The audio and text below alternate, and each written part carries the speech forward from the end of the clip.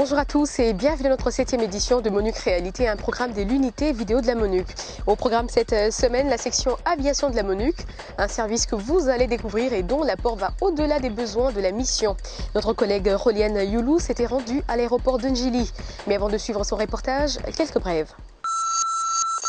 Le chef de la MONUC a procédé avec l'ambassadeur de la République fédérale d'Allemagne et le ministre des Transports au lancement des travaux de réhabilitation de l'aéroport de Goma. Il s'agit de la réhabilitation de 1000 mètres de pistes détruites par l'éruption volcanique de 2002. Les travaux coûteront 15 millions de dollars américains. Au Nord Kivu, toujours, Alain Dos s'est rendu à Luofo pour réconforter les populations civiles ayant été victimes des exactions des FDLR. Pour rappel, il y a quelques jours, les rebelles Hutus ont attaqué ce village, causant de nombreux morts et blessés. Dans ce contexte où le renforcement de la sécurité est plus que nécessaire, le représentant spécial s'est entretenu avec les responsables civils et militaires en place à Kanyabayonga. J'ai rencontré à plusieurs endroits les populations et tout à l'heure avec le général Amouli, nous nous sommes réunis ensemble avec les autorités de Kanyabayonga pour encore les assurer. Le chef de la MONUC a d'autre part inauguré à Goma des infrastructures construites par la MONUC dans le cadre de ses projets à impact rapide. Il s'agit de la construction par le contingent indien d'un terrain de basketball à l'Institut supérieur de commerce de Goma. Un autre projet a concerné la construction d'une salle d'isolement des malades congolais, bénéficiant gratuitement des soins à l'hôpital indien de la MONUC. Alain Dos a salué ce travail du contingent indien, signe d'un respect mutuel et d'une meilleure collaboration entre la population locale et les casques bleus. À Kinshasa, et à l'occasion de la Journée mondiale du livre et des droits d'auteur, une cérémonie de remise de travaux de fonds documentaires a été organisée à la Bibliothèque nationale du Congo. Les travaux, dont le coût est estimé à environ 15 000 dollars américains, ont été réalisés par la MONUC à travers ces projets à impact rapide. La MONUC nous a aidé à pouvoir épousseter, n'est-ce pas, le magasin ici. On a pris une entreprise de nettoyage qui est venue nettoyer ici de fond en comble. Et bien parce qu'avant, c'était difficile de pouvoir accéder ici. La MONUC nous a aidé également, n'est-ce pas, à entrer dans l'ère de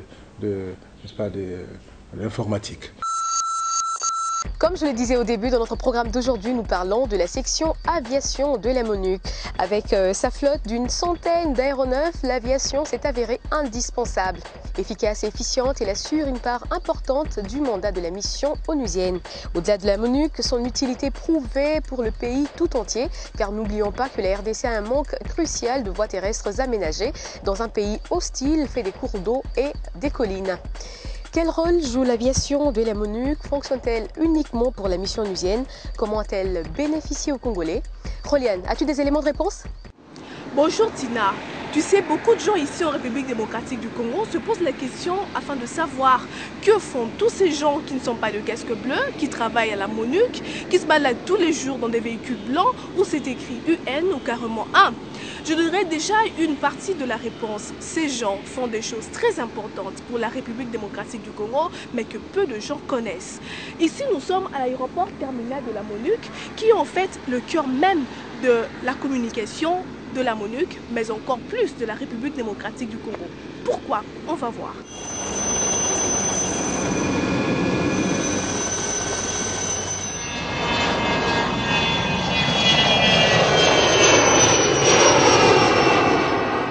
My name is Charlie. I'm working for MOVCON here at the MONUC terminal. We handle passenger here. Okay, do you only transport MONUC people? No. The importance of MOVCON operation in the DRC is that we transport FRDC personnel, PNC people, member of the Congolese government, and some Congolese traveling on humanitarian and medical evacuation. Il faut savoir qu'il y a quelques années, vu la guerre et vu la situation, il n'y avait pas d'infrastructure du tout. Alors, pour bouger au pays, on ne peut pas bouger par route parce que c'est trop dangereux. Et la route est inaccessible. Et on ne peut pas bouger par air aussi, par avion, parce que l'infrastructure de base, je dis bien de base, le minimum n'existe pas.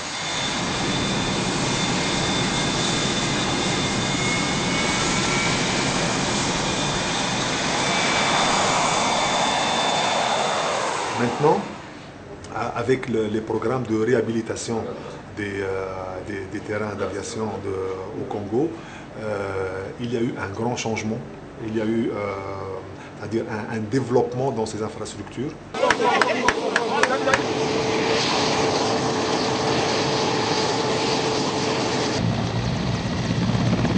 Il y a des pistes qui vu la situation économique, n'ont pas été réparées et ne sont pas capables de faire atterrir des avions.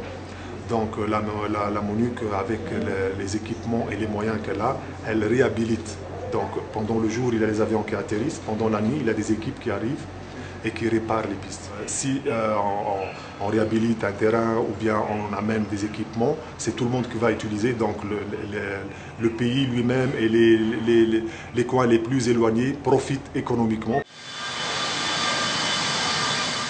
Nous avons remarqué que beaucoup de Congolais travaillent ici dans le terminal de l'aviation de la MONUC. Nous avons parlé avec eux pour savoir ce qu'ils pensent de leur travail.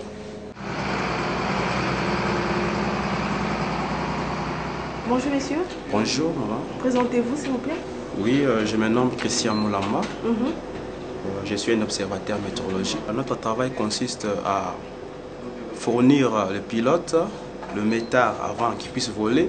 Il doit venir chez nous avoir le routing, le briefing, comment est le climat là où ils vont partir. À l'époque électorale, il y avait des kits électoraux qu'on devait amener à Tchela, Matadi, Mwanda et par-ci par-là. Mais c'est la MONUC avec nos hélicos qu'on pouvait même amener ça là-bas. Avant d'intervenir, d'être dans le système de la MONUC, je m'imaginais que les gens qui travaillent pour le compte des Nations Unies, c'était seulement les casques bleus. Or, il y a les contingents, il y a les MILOP, il y a des gens qui viennent pour transmettre le message. Il y a aussi des interprètes.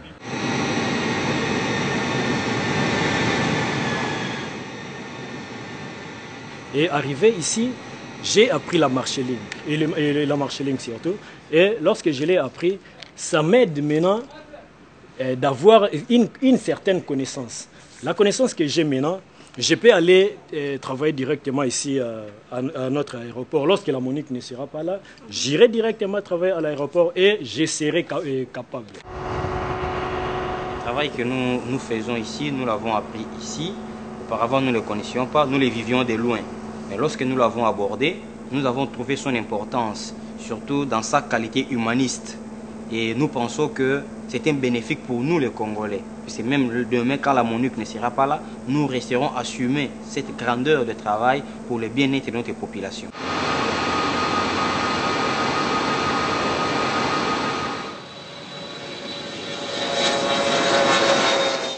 Les avions de la MONUC, lorsqu'ils partent, ils vont partir, mais l'espace, il va rester.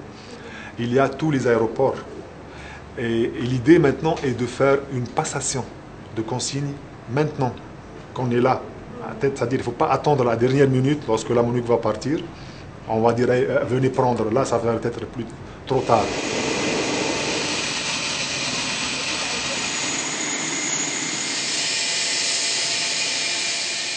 Vous avez vu l'importance de l'aviation de la MONUC ici en République démocratique du Congo.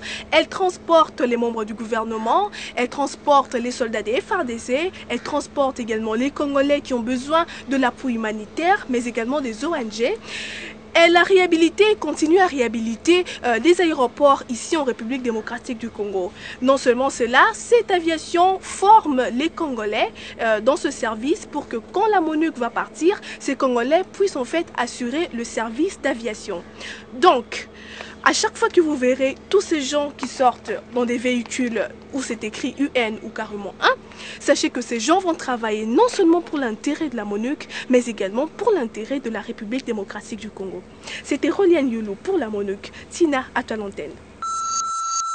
Grâce à ces avions, la MONUC étant quasiment présente sur tout le territoire, a restauré plusieurs aérodromes, les rendant du coup fiables et viables. Le dernier cas en date étant, comme nous en avons parlé dans nos brèves, la participation des engins de la MONUC à la réhabilitation de la piste de l'aéroport international de Goma. Par ailleurs, les avions de la MONUC transportent des personnes autres que les staffs de la mission. À titre d'exemple, en 2008-2009, quelques 20 000 passagers, des membres du gouvernement, des humanitaires humanitaires des militaires et des policiers congolais ont bénéficié de ces moyens de transport. C'est donc sur cette note positive que prend fin MONUC Réalité. Merci de nous avoir suivis, à la prochaine.